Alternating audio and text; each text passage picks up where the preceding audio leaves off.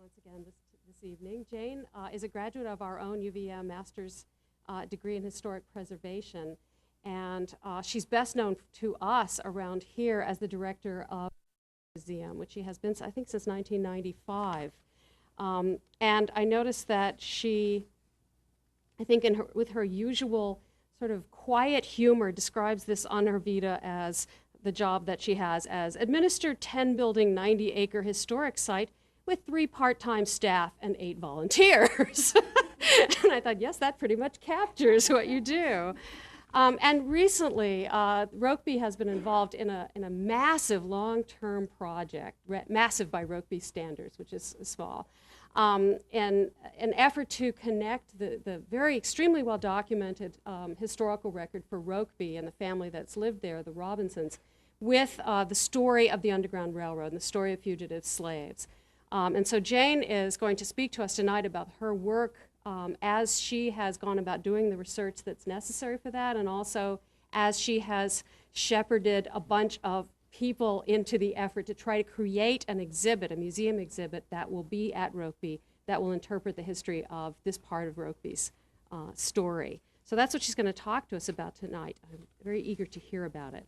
One more thing I wanted to mention before we get started is that for those of you who will think the night is young when we're finished, there is another event a little later this evening at 9 o'clock. There's a poetry slam at Living Learning Fireplace Lounge. And if anybody needs to know where that is, we'll be happy to let you know. So, Jane.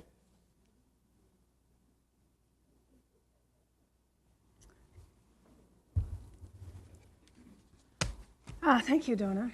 I'm gonna, am I all wired? Is everything working, all these machines and things? I'm gonna give you a little bit of a hodgepodge tonight. I hope it'll be an interesting hodgepodge, but honestly it will be a bit of a one. The title of my talk, Telling It Like It Was, The Evolution of an Underground Railroad Historic Site, is the title of a paper that I prepared for presentation at a conference organized by the Gilder Lehrman Institute at Yale last year. It was a conference on fugitive slaves and maroon communities. And I have to tell you, as I stood up in front of that audience at Yale, I was terrified, but you guys are almost more scary, because I know too many people. I kept it very short. I figured the less I talked, the less they could pick on me. But I'll tell you, they like the paper, so I hope you do too. So what I'm going to do is I'm going to start with that paper. I'm going to give the first part of it, which addresses the mythology of the so-called slave room at Rokeby, which developed in the late 19th and early 20th century. Can I just ask if anyone here toured the museum during those slave room days? Probably. Good. Okay. That'll help and probably bring us some insight. That was at least 20 years ago. Then I'm going to break from the more formal paper, and I'm going to talk about the historical record, the actual events of the Underground Railroad, as we have come to understand them from the documentation in our collection and other research. I think we're very lucky to have a site like Rokeby in Vermont because it has this incredible documentation from the antebellum period, but we can also really trace very clearly, as you'll hear tonight, the development of the public memory. It's sort of what I call the doing and the telling, and we can really see how both of those things happened. I'm going to give the second part of my talk in the context of the exhibit that Donna was mentioning, and she's actually one of the consultants who's been working with us on that project for the past several years. We've had funds from the McClure Foundation and the National Endowment for the Humanities that have allowed us to develop this exhibit and also to take some very important research trips. I'm going to focus on Simon and Jesse, 2 of the fugitives who were sheltered at Rokeby. They escaped from Maryland and North Carolina, respectively, and they were at the farm in 1837. Naturally, of course, they're also the focus of the exhibit. And I'm very eager to get your response to the exhibit. I'm going to sort of try to walk you through it. And if it's taking too long, you know, give me the raspberry or something, because I don't want to drag this out, but I would like to hear what you have to say. We've tested some of these ideas, as I said to Donna, in foreign lands, but a Vermont audience is always important. Now, I'm going to show some slides, so can we do something about the lights in an efficient way?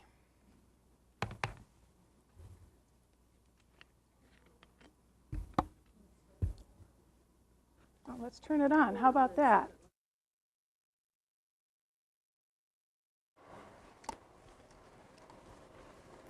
This is fancier than, is that all right? Yeah, pull down. At least the ones over your head. Yeah. Let me see what I can do with somebody else. I knew there was a reason for you to come tonight. Yes, Tom. We're so glad you're here. I have to say about the University of Vermont Historic Preservation Program, one of the things you really learn how to do is give a good slide talk. All right, Rokeby Museum, there it is.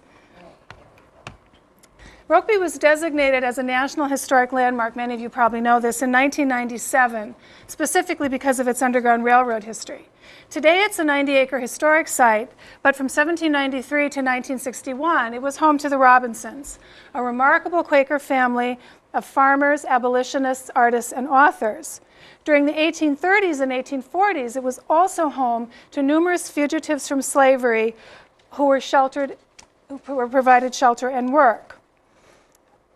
I'm not used to this remote. Rowland Thomas Robinson was born at Rokeby in 1796, shortly after his parents had emigrated to Vermont from Newport, Rhode Island.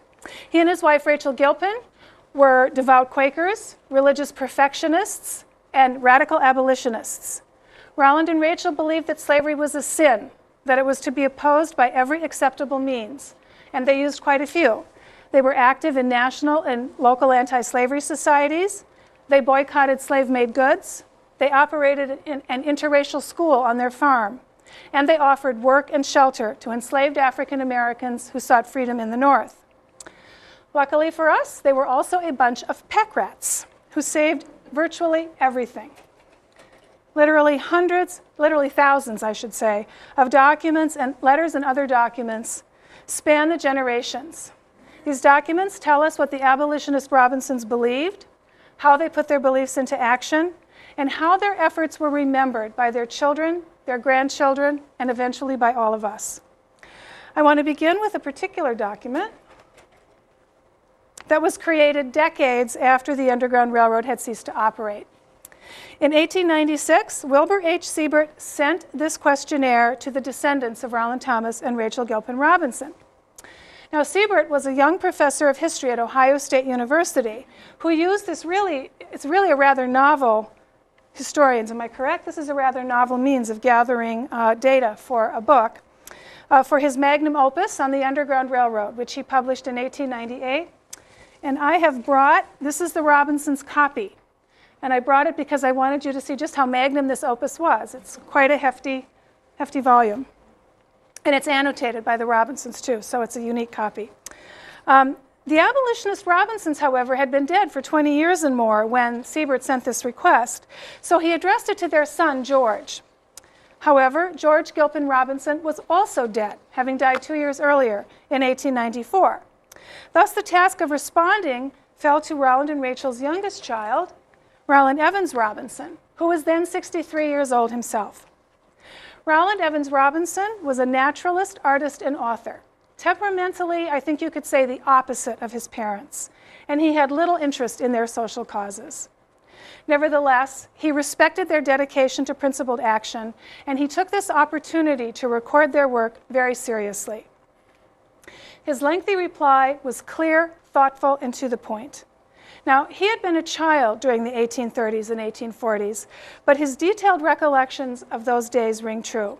For example, he recalled, quote, seeing 4 fugitives at a time in my father's house, and quite often 1 or 2 harboring there. His memory of the 4 was still particularly vivid because he said one, quote, carried the first pistols I ever saw, and the other the first Bowie knife. Now there's a vivid recollection.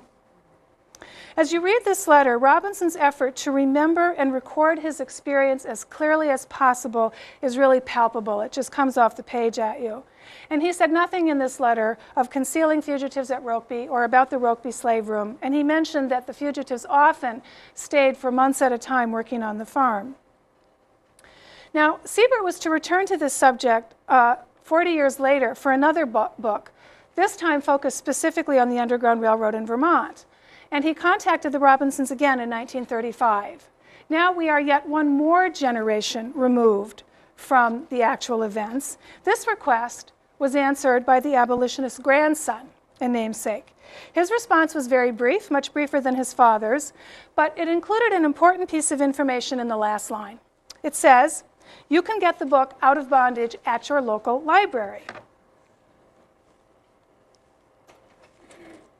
Published in 1905, Out of Bondage collected some dozen or so stories by Rowland Evans Robinson, who was a successful and popular author. Robinson has been compared to his more famous contemporaries of Sarah Orne Jewett and Mary Wilkins Freeman in New England, and also Joel Chandler Harris. He also employed a variety of dialects in folk tales that romanticized pretty much, but also expressed his admiration for the early residents of Vermont. Now, Robinson clearly understood the fiction market of the time, and in the last years of his life, he turned his pen to stories of the Underground Railroad. Now, Siebert had obviously gone to his library and gotten out a copy of Out of Bondage, for these stories are related in quite some detail in his Vermont book. But he presented them as fact, explaining that Robinson, quote, had actually heard most of the anecdotes he wrote and published, but he made use of fictitious names for his characters. It's true that Robinson did include some actual people and events in Out of Bondage. The near mobbing of Samuel J. May in Montpelier in 1835, for example, is included in the story. And he made very good use of his own experience. But these stories were clearly works of fiction and not of history, and they should not have confused a serious reader, let alone a professional historian. Rowland Evans Robinson died in 1900, shortly after his Underground Railroad stories first appeared. And as his generation passed on, these stories were what remained to inform future generations of Vermonters. And I guess you could say inform us they have. Today, the Underground Railroad is one of the most familiar and popular stories in our history. In a nation with soaring rates of historical illiteracy, it's once a year there's a survey published about 10th graders who think we fought France in the Civil War. But not the Underground Railroad. There isn't a school child, grandparent, or baby boomer who doesn't know some version of this story. How enslaved African Americans took off under cover of darkness to seek freedom in Canada, guided by the North Star and aided by sympathetic white Northerners. These much-loved stories are full of daring and altruism. It's a great combination. They're also full of hidden doors, attic hideaways, and loose floorboards. And that is what visitors to Rokeby come seeking. Now, as some of you know, until the mid-1980s, that's what they found. Visitors were conducted to a small chamber. Let's see if that's my next slide. In the oldest part of the house, you're looking into the so-called Rokeby slave room. And they were told that this is where the fugitive slaves were hidden. How this room came to symbolize the Underground Railroad at Rokeby can be traced in both the written record and the oral tradition.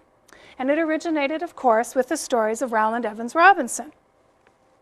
Although his stories were written at the same time as his response to Siebert. In fact, I have a theory that he got the idea to write the story from the questionnaire arriving at his house. I can't prove that, but the two main stories in the book, Out of Bondage, which is the title story, and The Mole's Path, paint a strikingly different picture from the letter. The aging author may have readily recalled the fugitives of his youth who arrived at Rokeby bearing pistols and bowie knives, but I'm here to tell you that these brave men make no appearance in his stories. Instead, he gives us John, who is seriously ill and virtually incapacitated and incredibly easily terrified. He's always getting scared to death.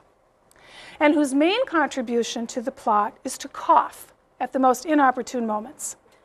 Millie, who's the star of The Mole's Path, is even more of a cipher. And like John, she does nothing more than expose her hiding place, in her case by peeking out of the window. John coughs and Millie peeks. How two such ineffectual characters got from the slave South to northern Vermont is a mystery that Robinson does not address. Out of Bondage is a much longer, more detailed and serious story than The Mole's Path, but they have essentially identical rough outlines.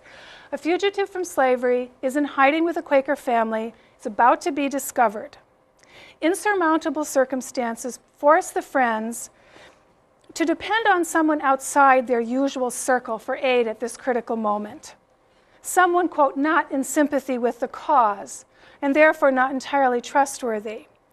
Although they're from opposite ends of the social and economic spectrum, Robert Ransom of Out of Bondage and Joe Bagley of The Mole's Path both fulfill their missions, even though they don't care about abolition, and they both undergo a transformation of character in the process. And actually, it's that transformation of character is what these stories are really about. The home of the Quaker Barclay family in Out of Bondage bears an undeniable resemblance to the house at Rokeby.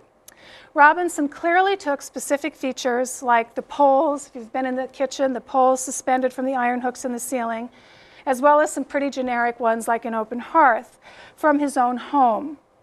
But Robinson was a master of the authentic and telling detail, and his fiction is marked by this constant borrowing from life. In fact, it's the chief reason that his work was so popular with Vermonters. It's instantly recognizable and real.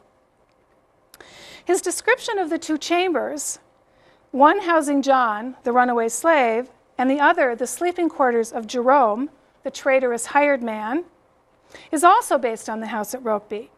John's hiding place is described very vaguely as, quote, back of the great warm chimney, while Jerome's room is named specifically as the kitchen chamber. In the Robinson home, these two rooms adjoin each other, separated by a wall with a massive central chimney and a plank door. And that's what you're looking at. You're standing in the kitchen chamber, and you're looking into the east chamber in that slide. Now, their close proximity is not made at all clear in Out of Bondage, and for very good reason.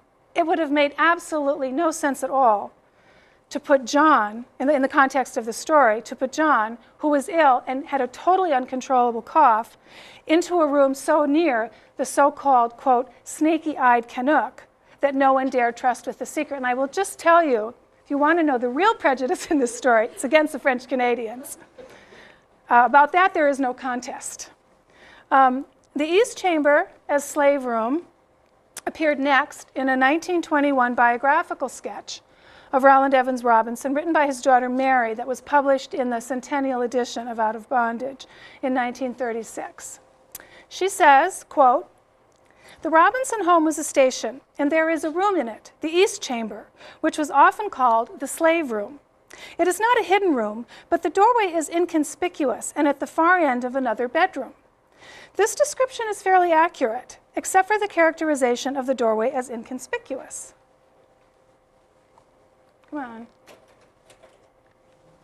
This is a pencil sketch of the kitchen chamber that was actually printed in that same edition, the centennial edition. And it clearly shows that that doorway is not in the least inconspicuous. And if you've been on a house tour and you've been upstairs in these rooms, you know that it's not inconspicuous. The story of the Rokeby slave room reached its full flower by the 1930s. Here is how the last Rowland Robinson described it in his 1935 letter to Wilbur Siebert. Quote, In a chamber of this house, there was in one corner a built-out clothes press, which to persons not knowing the secret looked innocent enough, but to weans the back opened into a room beyond, where the slave was kept, and where a slave was hiding once when the house was searched by the slave's master and the county sheriff.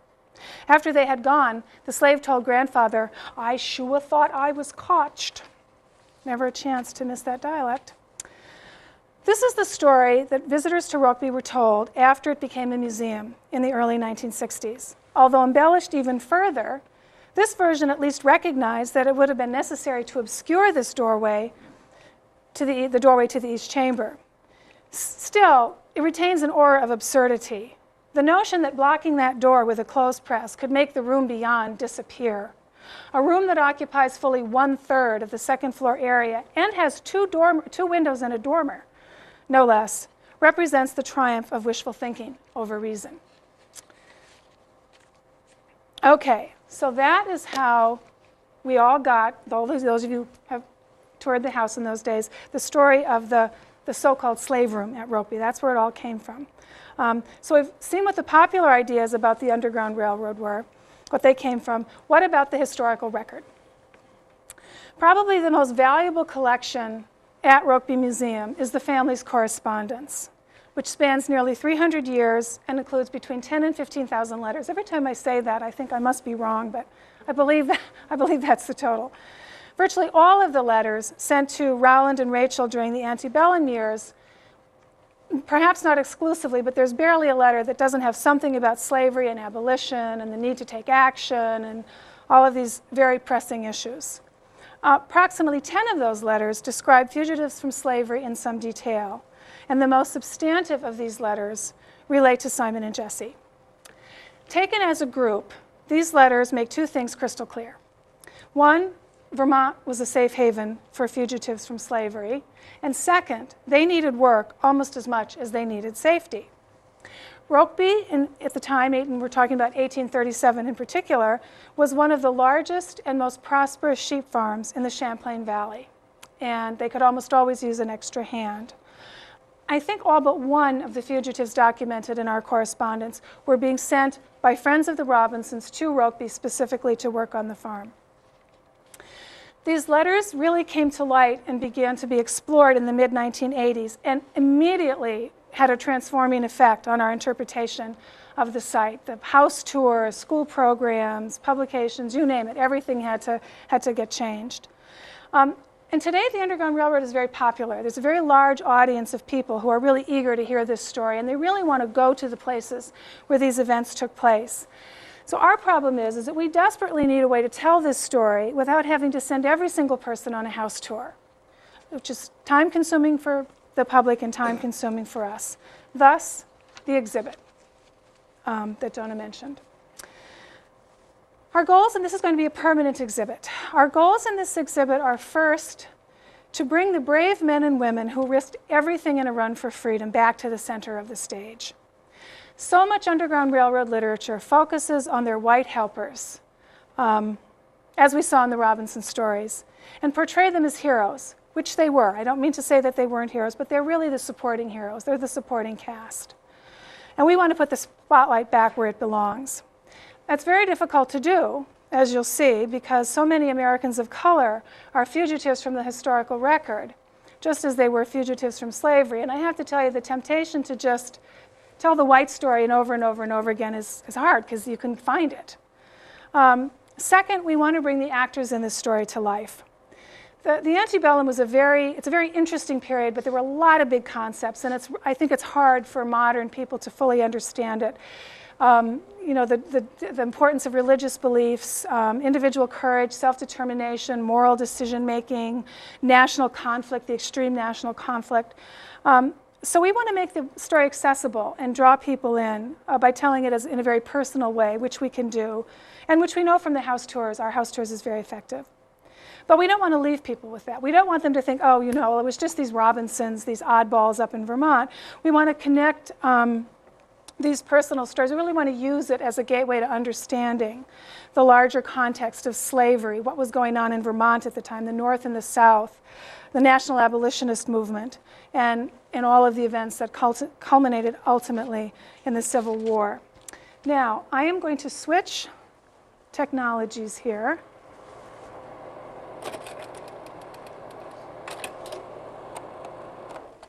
Oops. And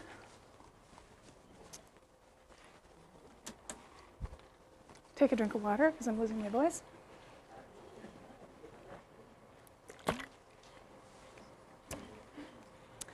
What I've done is I've transferred to overheads a series of floor plans for the exhibit that we have put together, and I'm going to try to go through this briefly.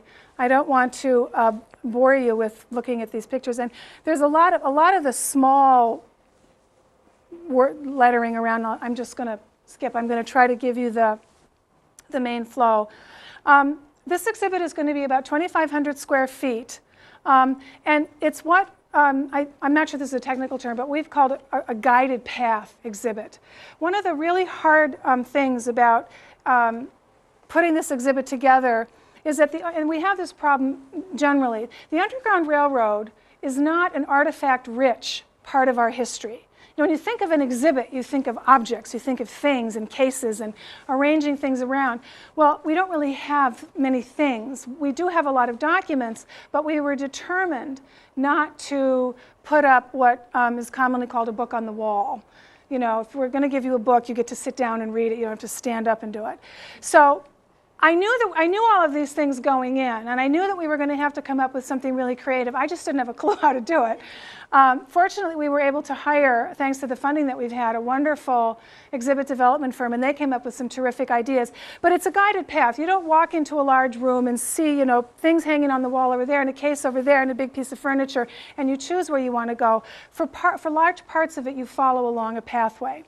And you can see it starts there with Vermont in the 1830s, North Carolina in the 1830s, and Maryland in the 1830s. And also you've got Jesse's story and Simon's story.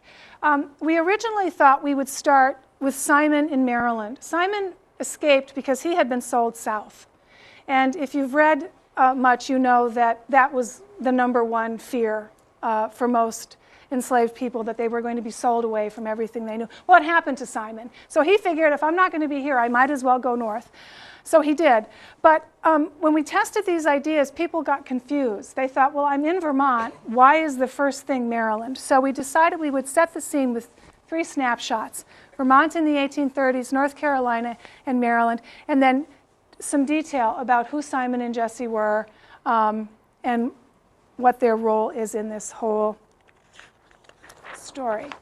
Now, let's see if I can do this.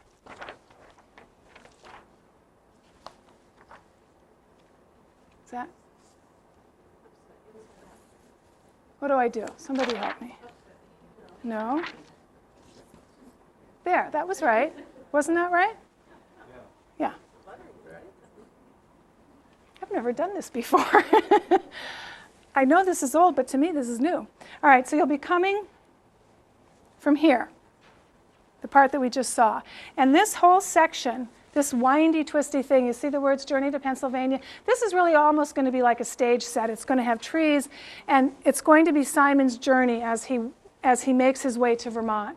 The letters that we have about Simon, Simon escaped from Maryland. He went into southwestern Pennsylvania, a little town called Jenner Township in Somerset County. Oh, Somerset County, remember that big mine rescue a year? That's where it is. They're coming back down the hill from Jenner, and there was a sign, a big sign, mine rescue site. It's become a tourist attraction, I guess. So that's where it is. So you can sort of place it. If you see up in the corner there, it says Griffith Farm. We were there, I was there in the last week in January, and the snow was blowing, and it was really cold, and the drifts were incredibly high, and it's foothills of some mountain range. It's hillier than a lot of Vermont, and all I could think of was Simon. On foot, no snowplows, no cars, no paved roads, and the letter says that he was sheltered by the Griffiths because he was, quote, destitute of decent clothing. My guess has always been that Simon sought shelter, which is a huge risk if you're a fugitive slave, because the risk of freezing to death seemed more pressing. Anyway, it just so happened that Oliver Johnson, a Vermonter and a nationally important abolitionist, was in this little town speaking. He was an itinerant anti-slavery lecturer for the American Anti-Slavery Society, and he stuck his nose into Simon's business. Simon was going to go to Canada, and instead he directed him to Rokeby, and that's where we get this fairly detailed information about the route that Simon is to take. So he travels along through Pennsylvania, journeys around, down in this corner, is entering New York, his journey to Vermont. This whole section of the exhibit we intend to be a little bit spooky. I hope we can pull this off without having it be kitschy. We don't want people to laugh. It'll be dark. There'll be a moment when you hear a dog bark. We want to suggest that this is a very dangerous thing that Simon was undertaking. The other thing that we want to do, we're not asking people to pretend that they are Simon. There are some Underground Railroad sites that do Underground Railroad programs where they basically invite you to do that. And we made what we thought was an important decision not to do that. So you're following behind him. In fact, you see him. You'll see his image profile as you go, sort of following along behind him. And then in various places, let's see, down in this section where he's coming closer to Vermont in the New York part, Simon was aided by the Vigilance Committee in New York. Vigilance committees were organized specifically to aid fugitive slaves. They existed all over. Sometimes they were made up entirely of African Americans. Often they were interracial. A lot of times, like in Pennsylvania, well, some of the people of color were wealthy too, but a lot of times the white people provided money, and the free black population actually dealt with hiding the fugitives and moving them along. So this is going to be some opportunities in here for us to make these connections that I was talking about. This is the story of Simon, but you get to see how he relates to the larger story of abolition and things that are going on, you know, in Pennsylvania, Philadelphia, New York City, and all the way up to Vermont. All right, now watch the dodo try to do this again. Ha, getting better. Okay, now here you see Journey to Vermont. You're coming from there, and you come into, this is a chance to come into a fairly open space where you're not really sent down a path and you can move around. It's called Rokeby Farmyard. This is where we imagine Simon actually arriving at the site. And this really has two functions. One is to present some information, but also, if you can see in the corner where it says Object Theater Entrance, the next part of the exhibit is going to be an experience that's closed. That is, the door closes, it runs for 5 to 8 minutes, and people are not coming in and out. So people who are waiting for their chance to go in need a place that can hold them.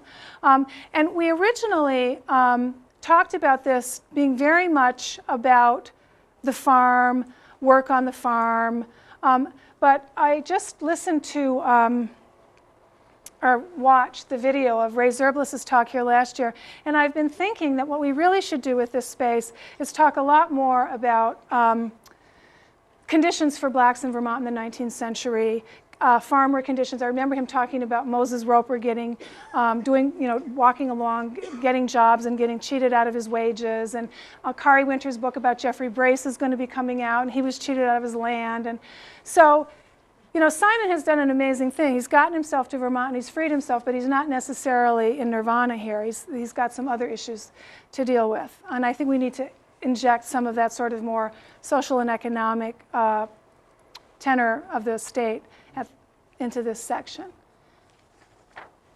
It does have an interactive for children so they aren't going bonkers while they're waiting. All these things, you have to keep your folks comfortable or they'll leave. Okay, now this is the object theater. An object theater is essentially an actorless play. Ours will run about 5 to 8 minutes. This is the set on this side, and if you can see at the back, it'll be a not very detailed, but a sort of a mock-up of the old kitchen at Rokeby. And that line you see is a scrim panel on which images can be projected, and then benches, the seating area for some number of people. This will be sort of really the dramatic and emotional heart of the exhibit. It's very interesting. This was an idea that we conceived of fairly early. Simon's arrival, and this is imagined. I have to confess, we go with our consultants. We've gone around these issues many times, and you know, sometimes people will say to me, "Jane, we're historians, not fiction writers." But sometimes you have to imagine something. So we imagine Simon's arrival, and we imagine it at breakfast time. So as you're sitting here, lights will come on, you will hear the sound of dishes clanking, breakfast being prepared, people talking, and then Simon will arrive. Now the interesting thing is we came up with that fairly early on, and since then I've done a lot of reading of fugitive slave narratives, and that exact incident appears in several of them. And when I read the first one, I thought, great. Then I kept reading it over and over again, and I began to think, oh dear, is this something that's a little iconic, more iconic than real? I'm not sure, but it's wonderful because we can actually pick some words from some actual narratives. William Wells Brown, James W.C. Pennington, they both talk about, and it's interesting, it's always a Quaker family. Why? It's always a Quaker family. So as I said, this will run about 5 to 8 minutes. Oh, and the other interesting thing is, this is where Jesse will be introduced. Simon arrived at Rokeby at some point in 1837. He left Pennsylvania in April, and when he arrived, Jesse was already there. Jesse had escaped sometime in 1835 and had been at Rokeby for quite some time by the spring of 1837. All right. Now. Okay. People will exit the object theater there on the left, and they'll come again into a fairly wide open space with a lot of different, this is the most sort of varied space. It says meeting hall, if you can see up there. This space is intended to look like a 19th century public hall of some kind of townhouse or church, or the sort of place where abolitionists would have held their meetings. This is a lectern that will have a book on it with the names of various speakers. And in this middle section, in the audience tonight, will be audio stations. We're going to pick some speeches. Probably we may well veer a little bit away from abolition, because this was a time of great reform across a whole range of issues. And you'll be able to see who the various speakers are and then sit and listen to some recorded speeches. In this corner down here, you see the Robinson Parlor. This is another little piece of the exhibit that we had quite a bit of contention over. We'll be taking some items from the house, and we'll be creating a corner that looks kind of like the Robinson Parlor. And some people say, why do that? They can go into the house and see the whole parlor, except that a lot of people, particularly school groups and anyone who comes in a large group, will probably not have that opportunity. And it's a way to just give them a taste of it. And also, I have to say, to get some stuff out of the house, I'm very glad we're going to be able, you know how many desks we have in the house? We're going to put a desk out here. Then down in this corner, you see it says Jesse's request. That is probably going to have to get a little bit bigger, because we have found out some good information about Jesse from a research trip to the State Archives in North Carolina. The correspondence documenting Jesse is extremely interesting. We guess that he had been at Rokeby for at least a year, and we guess that because he had saved up $150. Now, it would take a year at the time as a farm laborer to earn $150.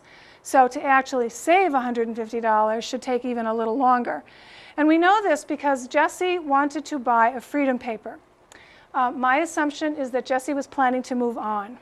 We often say that Rokeby was a transition point for the people who came there, and I think that Jesse may be a good example of that. He felt secure here, he was secure here, but now he wanted to go on. He was going to go somewhere else, and he wasn't feeling quite so confident.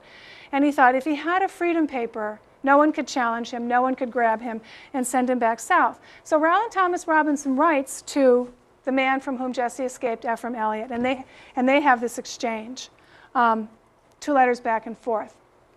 The problem is old Ephraim wants $300, which he says, which is not more than 1/3 what I could have had for him if I had decided to sell him before he absconded. And I have to check that out. I don't really know if you could get $900 for a slave in North Carolina in 1837. But anyway, he was not having any of Jesse's $150. And it appears from the correspondence that he did not get his freedom paper. But we were in North Carolina, and the State Archive there is quite a wonderful place. And we did find in the record, in the court records, Jesse was born into the family, a family of slaves owned by a man named Joseph Elliott. Joseph Elliott died in 1824, and all of the slaves were, how do I say this? They were set out by lots. They put them in groups of 2 on pieces of paper, lot 1, lot 2, lot 3, lot 4. And then these lots were drawn on behalf of his children, the orphans of Joseph Elliott, as they are referred to repeatedly. And these people were set out to work in support of these white children. And Ephraim drew the lot that included Jesse. And at that time, Jesse was underage, because he's described as boy Jesse, and that's in 1828.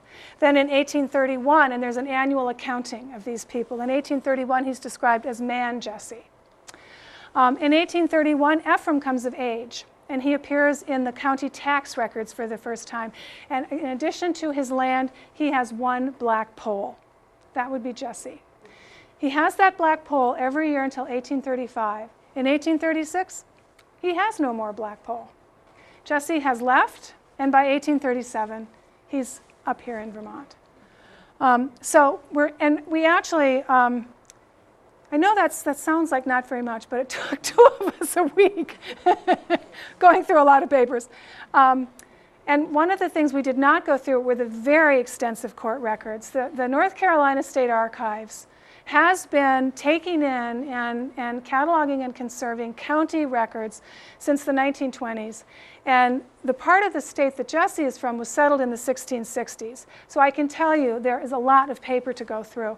And the court records just blew me. I just couldn't even pick which court to start with.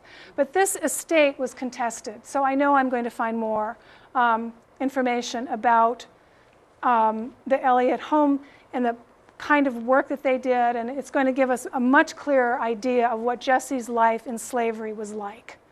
The interesting thing is, we had always sort of imagined Ephraim Elliott as this, big, mean guy, which he may certainly could say he is, but the 2 of them were practically the same age. And the impression we get is that they grew up together, which was not uncommon.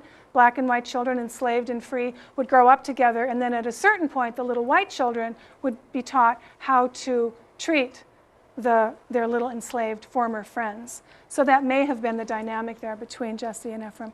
Anyway, along that other wall where it says descent from outside, we're going to bring in various issues about the national anti-slavery scene, violence. There was a lot of anti-abolitionist sentiment. There were many mobbings, including the one in Montpelier that the Robinsons were at, and really just give a sense of the sort of the hurly-burly hubbub of the movement and the big ideas. There's next to the parlor, there's a bookcase. We're going to have some of the important pieces of literature from the time that the American Anti-Slavery Society depended very heavily on the printed word, and there's a lot to put there. Then the end of the exhibit, you come around, you can see where it says leaving Rokeby, and at the top there, that break in the outer black line is a window. Now, one of the many problems with this story is that we don't know how it ends. We get Simon and Jesse in sort of this critical phase, but they didn't stay in Ferrisburgh as far as we know. They did not apparently stay at Rokeby. And as people leave, they will look out over the fields, which you can have this lovely view back behind the museum, which actually, if you look in just the right direction, is a view that hasn't changed all that much. You don't look where the trees have grown up. And then along this wall, there will be a series of panels. Throughout this exhibit, we're going to be using the words of other fugitives from slavery who wrote and had published narratives. We don't know what Simon said. We don't know what Jesse thought. We don't have, what was in their heads, but we do know what was in the heads of some other people and the more detailed experiences of other people that we use throughout the exhibit. And then at the end, you get to see what happened to them. And it's a tremendous variety. I mean, James Pennington became an Episcopal minister, so they, some of them did very well. And then out. All right.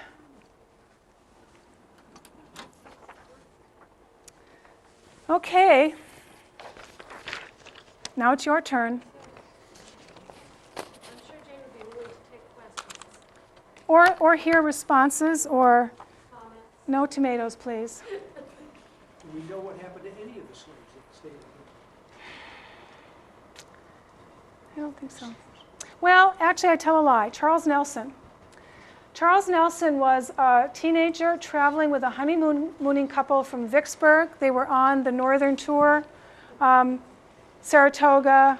Where else do you go on the northern tour? Well, yes. Well, see, when you go to Niagara, you leave your slave behind in a hotel room because you're not stupid enough to take him directly to the Canadian border.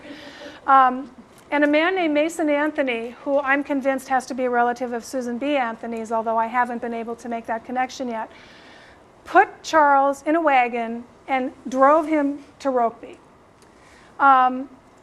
He was either too young or they didn't need a hand at that moment. This was 1838. Rowland convinced Chauncey Knapp to take Charles. Chauncey Knapp was the Secretary of State. Do you know who Chauncey Knapp is? He was a very important abolitionist, but he also happened to be Secretary of State. And we know this story because he wrote a letter to Mason Anthony in which to thank him for bringing the boy. And he says, I'm sitting with Charles now in my office in the State House. So I always say the Vermont State House is another stop on the Underground Railroad. He apprenticed Charles to a printer. At least in his letter, he says that was his intent. It's a fairly short letter. We have in our collection a clipping, newspaper clipping, one of these extremely irritating newspaper clippings with no date.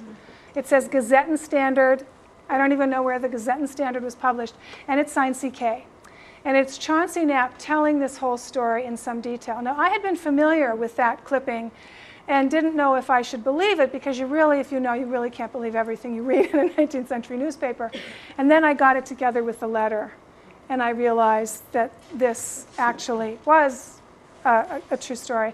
And it's many years later, I don't know exactly when, but he does say that Charles is doing a fine business in his line at the something or other parallel. Where are we? I don't know, whatever longitude. 45th. Yes, at the 45th, disproving the theory that the black man cannot take care of himself. So whether Charles Nelson had a printing business or not, I haven't been able to determine. I mean, there's another piece of research that we haven't got to yet. But that's one where we do. Oh, and then we have a letter, the endless letters, the endless Rokeby letters. We have another letter sometime in the 1860s. I think it's from one of Round and Rachel's children saying, oh, guess who I ran into in Troy? Our old pal Mason Anthony. Remember that kid he brought us who never turned out very well? So there's a difference of opinion on just how well Charles Nelson did. Of course, by the Robinson standards, that could have meant he took a drink. He didn't go to church. I mean, that could have meant something really. Yes? Jane, could you tell us about your plans for housing this exhibit? How's that going to be? It's going to be in your office, Tom. It's going to be in a new building that we're going to build on the site. What's the timing on this? Well, we plan to do it, we're hoping, we can't talk about this because we can't jinx it too much. 2006.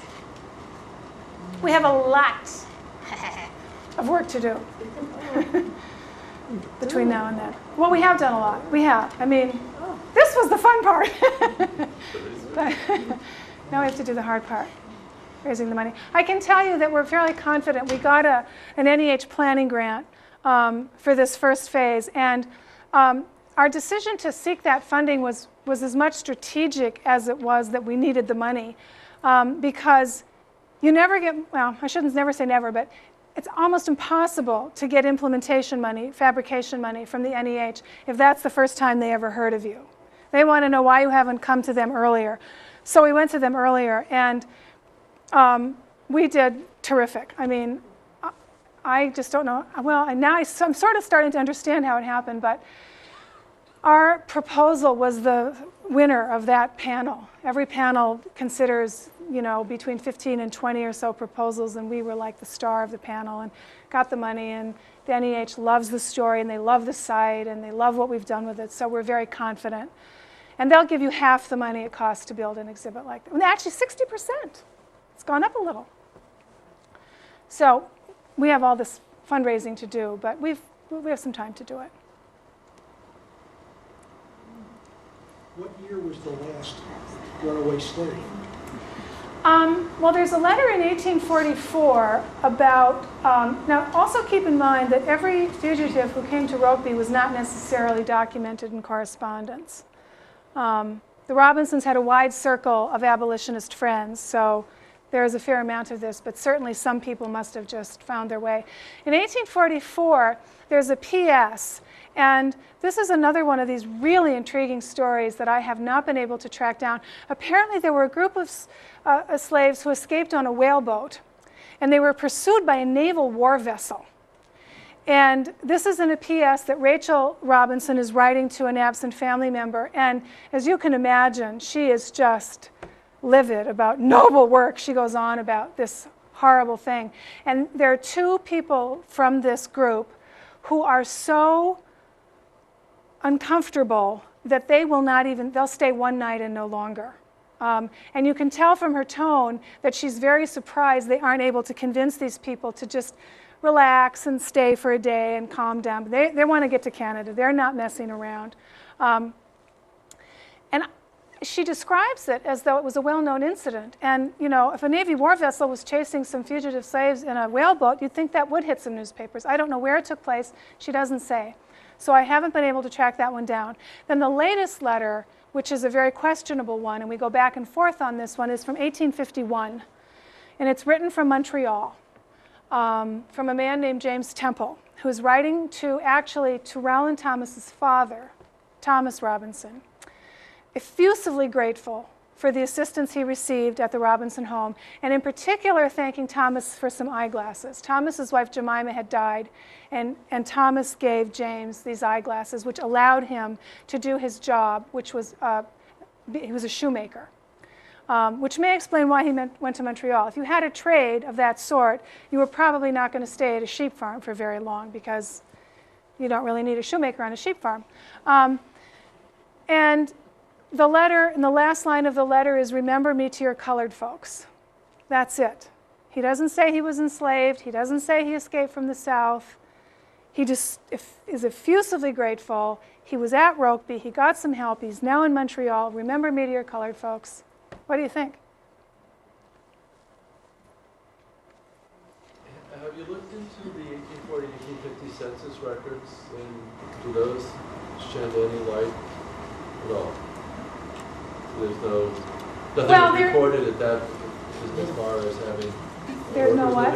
Workers living on the farm? Oh, yes, there are. Oh, yes, there are. Uh-huh. Yes, there are. And does it break it down by race? Yes, there are. There on the Rokeby, in some of the censuses, there are blacks listed in the census at the Robinson home. But no names? No, they don't give any names. No. See, the other thing about the assistance that the Robinsons gave, most of these people, and again, it's based on what we know from this correspondence, and there could be other avenues, obviously, but everybody who knew the Robinsons, first of all, they trusted them implicitly. They really, I mean, I didn't go into a lot of the correspondence, but almost every letter makes an explicit comparison between sending them to Rokeby and sending them to Canada, and they all think that Rokeby will be safer and better. They all come to that conclusion. But it was a big sheep farm. And they needed workers. I mean, when the farm economy is good, workers are hard to find. So they could, just about every one of them could bet Rowland and Rachel could use another farmhand. Now, what happened is a lot of this has to do with the sheep economy, not this fugitive slave law or all of these other outside factors that you might think of. The price of wool peaked in 1840, which meant that it started to go down every year. And I've often thought, you know, they're sitting there every year thinking, okay, is it going to go up next year? Is it going to go up next year? When is it going to go back up? And in 1849, Rowland Thomas started to put in his orchard. He finally got tired of waiting for the price of wool to go back up. But by the late 1840s, he didn't need every hand he could get. So the first thing his friends thought of was not, hey, let's send this person to Rokeby. It was, something else. And the 1851 letter, I think, has as much to do with the fact that James Temple had a trade that being in rural Vermont wasn't going to offer him outlet for. You had a question. Can you characterize the abolitionist sentiment in Vermont through this period? Was it a majority view? Was it kind of a, a fringe view? Or? Thank you for asking this question. I wanted to say that you should read Out of Bondage. And the reason you should read it is because it really gives you a good sense of exactly that. It was written much later. It wasn't from the period, but it's clear that the abolitionists in the 1830s were regarded as kooks. And while we have this idea that there was a station on the Underground Railroad every 6 blocks, in both of these stories, there was only one other person that the Quaker family could think of to send this person onto, and that person was out of town or sick, so it's portrayed in the 2 stories as actually quite a small circle. But you get to hear Vermonters talking.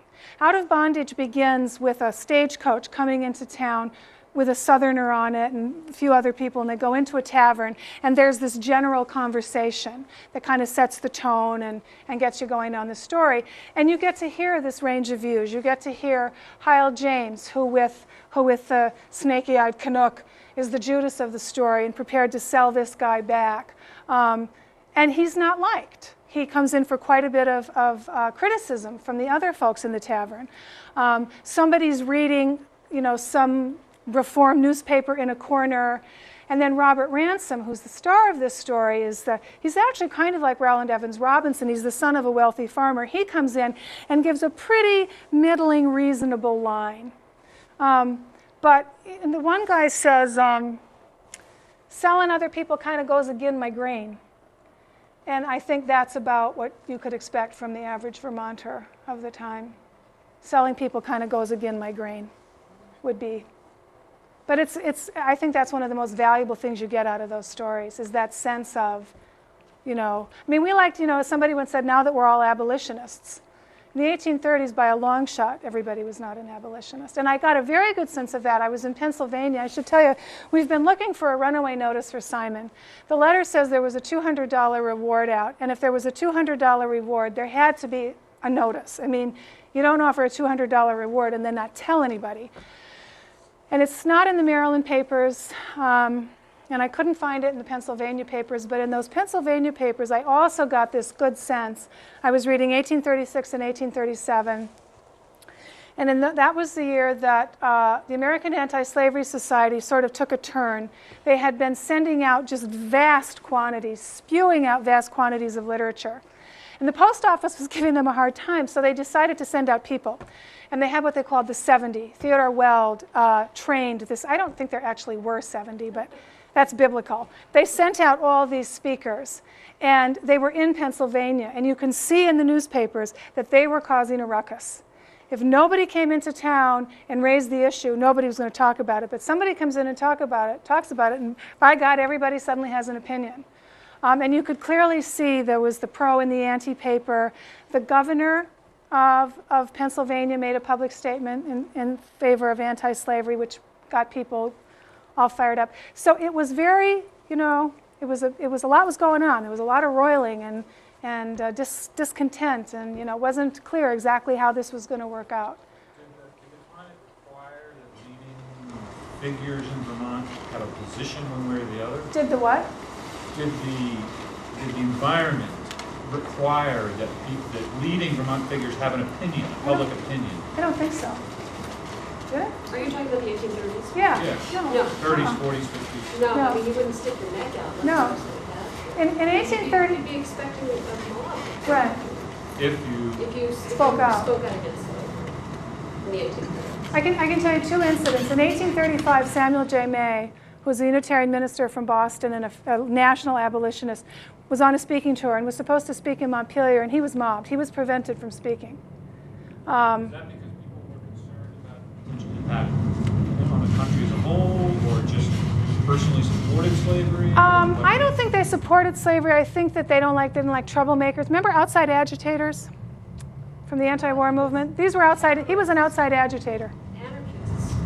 Yeah, I mean, to destroy the government. if you read some of the newspaper coverage from the time, this last summer we did all this programming around the anniversary of Frederick Douglass's visit to Vermont, and I read a lot of newspaper reports on that.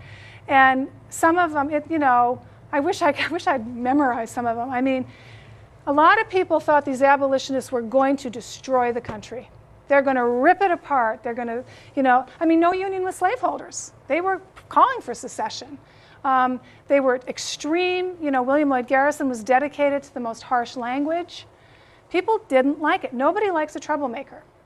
Orson S. Murray, who was he was in Brandon. He was a Baptist minister, another firebrand, and complete nutcase. Some of these people were nutty. He was practically tarred and feathered in Burlington. And Burlington was not amenable to anti-slavery. I mean, I wouldn't say it was pro-slavery, but on the scale, it was not anti-slavery. And again, Oliver Johnson. Oliver Johnson's a great informant. He says and I don't know if Oliver's grasping at straws, he says that he doesn't think that it's anti-slavery that was so unpopular, it was that damned Orson. No one can stand Orson, apparently. So he refused to cut his fingernails because God made them. Jerry. I have a couple of letters written by a woman who was living in Burlington. It's a Middlebury family, but they've moved to Burlington. Her brothers are out in Illinois. This is 1860. And basically what she's saying, it's a states' rights issue. It's none of our business. In 1860? 1860. See, by 1860, it's a little different. Yeah, but even the 1860 sentiment what? is still there. It's a lot. It's a lot by different. 1860. The difference between the 1830s and 1860s is the difference, How do you count that? the abolitionists were right. Sentiment gets turned around. Yeah. Yes. In doing some of your research, did you discover other safe houses in Vermont and other parts of No, most of this research that I've done in this round has been out of state. Rowland Evans Robinson's letter to Siebert does give a list of places. In Ferrisburg, the Rogers, who were a family that were close to the Robinsons, the Wicks, who were on Old Hollow Road, Rowland's sister, Abigail, married Nathan Hoig. They lived in East Charlotte, their house. The Stevens family home. The Stevenses were a very important Quaker family in Montpelier. Unfortunately, that home is gone. We have a wonderful photograph of it. That's what's coming to mind. You should read Ray's report, Ray Zerblis's report, if you want to know the other sites in Vermont. when I was younger, I used to hear them talking about Well, safe you house know, in Cavendish. Every house in Vermont, you know, including the ones built after the Civil War. Come on, somebody besides Jerry has to have a question. Would the general public of a town know that a certain house was abolitionist or was a runaway house? You mean Would like it be- Rokeby? Right. Would it be just the circle of the abolitionists? I think it was probably generally known. If you read the letters, the tone is very offhand. It's very open and matter of fact. These people were working on the farm, so it would be pretty hard to hide the fact that they were there. Frederick Douglass, in one of his autobiographies, I can't remember which one now, actually complains that he complains about Northerners being far too open and actually bragging. And again, if you look at the newspapers, you'll see the bragging right there. He says they ought to call it the Upper Ground Railroad. Because they're far too bold about this. And if you read a lot, Levi Coffin, who's one of the most well-known national figures in the Underground Railroad, also, when you read, he has written an autobiography. If you read that, he was quite bold. And I think someone like Rowland Robinson, a lot of people probably joked about him behind his back. God knows what they said about him. Because he was very much on the fringe of all these issues. But I think there was also a tremendous respect. This was a man who was incredibly dedicated to his beliefs. He was really willing to do, whatever he thought would make a difference. And that carries a lot of respect. He was very prosperous. Oh, yes. Wait, the other important thing about Levi Coffin, he was the director of a bank. Who was going to go against him? Anyone who needed a loan? Probably not. Typically, how did they get up here? Well, by any conveyance available. I will tell you that the letter about Simon, after it details, Oliver Johnson says, I've given him directions to Philadelphia, where our friends will take over. They will send him to New York, where the Vigilance Committee will take over, and they will send him up to you. It will be an awfully long way for him to walk, but not worse than going to Canada. How did anybody get around at this time? They walked. I have to believe that somebody gave Simon a lift along the way. Is there any evidence that they took public transportation in any way? Yes, Frederick Douglass dressed up as a sailor and got on a train William and Ellen Craft dressed up as a slave owner and a slave and got on a train. Boat, if you could get on a boat, if you could get on a boat and not suffocate or starve to death or get found out, that was a great way, because once you're on the boat, you're home. So yes, whatever would work. The letter from the Robinsons down to, you say the name was Elliot in North Carolina. Mm-hmm. Was that sort of an anomaly, them writing to former slave owners that you can tell, or did the Robinsons write other letters to the former owners of slaves? Well, no, they didn't. I suppose it was an anomaly simply because there was this one, Jesse wanted this freedom paper and was obviously unable to read and write. And the interesting thing is that they both must have believed that it wasn't going to endanger Jesse. I mean, this is essentially telling Elliot exactly, you want to come and get him, and here's exactly where he is. And Elliot says, oh, he's out of my hands, it's out of my power, there's nothing I can do. It's, oh, he's gone. But I want $300. So I think all of our collection is somewhat anomalous. There's not a lot of this correspondence that survived or possibly was ever even written. I mean, it's hard to know how much of it was lost and how much of it just never existed in the first place. That's sort of my next question is, how successful have you been in tracking down letters that the Robinsons sent out to other places? Now you've raised a real sore point. Oliver Johnson. You know how many letters we wrote to Oliver Johnson over all those years? It's just, it's really a crime. Nobody saved their letters.